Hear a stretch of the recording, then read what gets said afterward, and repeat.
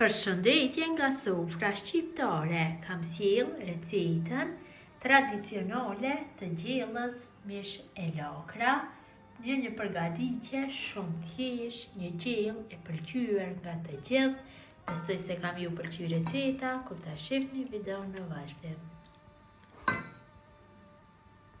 Përbërësit që na nevojiten për përgatitjen e kësaj gjelle shumë të shijshme dimrore janë lakë turshi si përbërës kryesor dhe mish të thatë. Mund të përdorni dhe mish të freskët, mirë po me mish të thatë del shumë më e mirë, cilën e kam coptu kështu në copsat vogla. Unë kam mish thatë të bërë në shtëpi, mundësisht duhet që t'jetë me dhjam, më e mirë do del gjella, falni, 2 qep mesatare apo 1 qep madhe, 3-4 thelbi me hudhër, vaj, ujë dhe melmeza. Sa do përdori biget, biber të kuq, biber të zi dhe origano, 2-3 fleta dafine.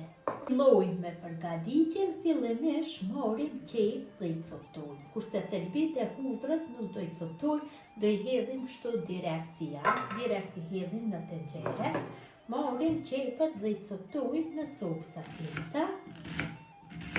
Me një thikë të mret dhe shumë shpejt do bëhet coptimi. Në këtë mënyrë i coptojmë të 2 qepët.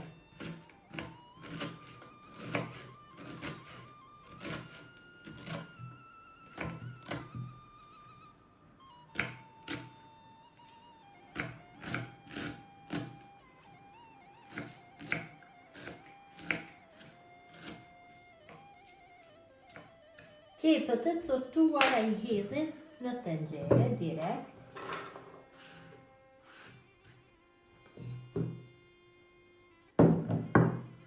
Tash marrim dhe bëjmë coptimin e lakrës. Unë kam një lakër dikon 1 kilogram e gjysmë. Dhe ndojmë në copsa të mëdha. Shumë shpejt lakëra përshit të duket.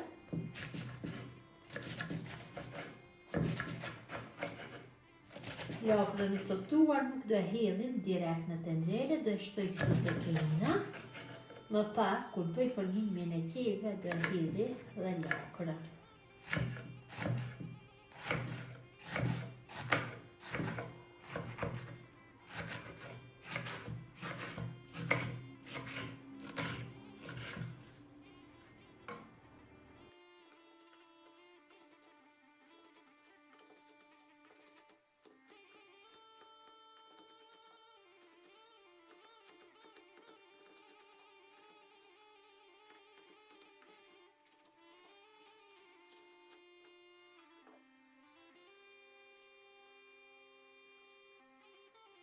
Tenxherën me qep dhe hudhra e vendosim në zjarr, ja hedhim dikon rreth 50 ml me vaj dhe i zim zjarrin në temperaturë mesatare. I fërgojmë qepët duke i përzier vazhdimisht derisa të fillojë të marrë një ngjyrë kafe të hapur.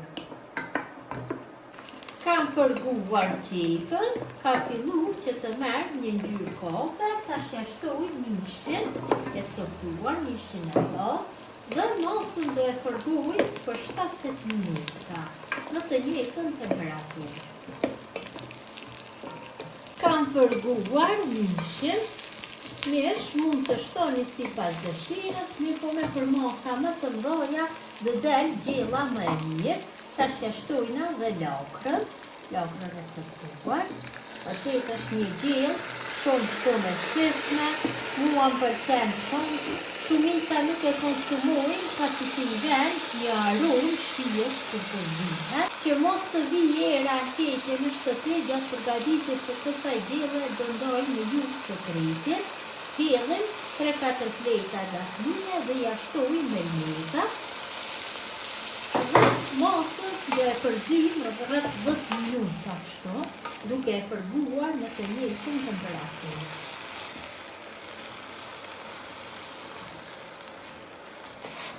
Kanë përguar masën dikon rreth 10 minuta dhe vërehet se ka rënë volumi i lakrës. Tash ja shtoj 1 litër e gjysmë me ujë.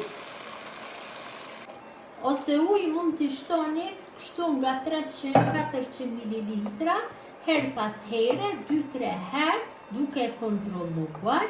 Tash tenxherës ja vendosim kapakun dhe zim për 3 orë e gjysmë në temperaturë të ulët, duke e përzier her pas here. Qofse ka nevojë shtoj ujë, por besoj se është mjaftueshëm 1 litër e gjysmë me ujë, sepse aq patëm dhe lakër 1 kilogram e gjysmë. Gjellën e kam zi për 3 orë e gjysmë në temperaturë të ulët, her pas here e kam përzi, tash është gati që të largohet nga zjarri, mund ta lini edhe më të lëngshme, varet nga dëshira juaj. Dhe gjella është gati për konsumim, e servoj. Kam harru që të cek se lakrën duhet që ta lani një herë që t'i largohet kripa e tepër. Ja, pra, ka një aromë jashtëzakonisht të mirë, ja dhe si duket, gjella me lakra të ushqim dhe me mish të thellë. Gjithë ju motra që përgatitni këtë gjellë tradicionale, shumë të shijshme, e cila preferohet nga të gjithë, ju bëft mirë. Ju falenderoj që ndani kohë vazhdimisht për recetat e mia, jepni komente të bukura, mirëmbëjtje nga sofra shqiptare deri në recetën e radhës.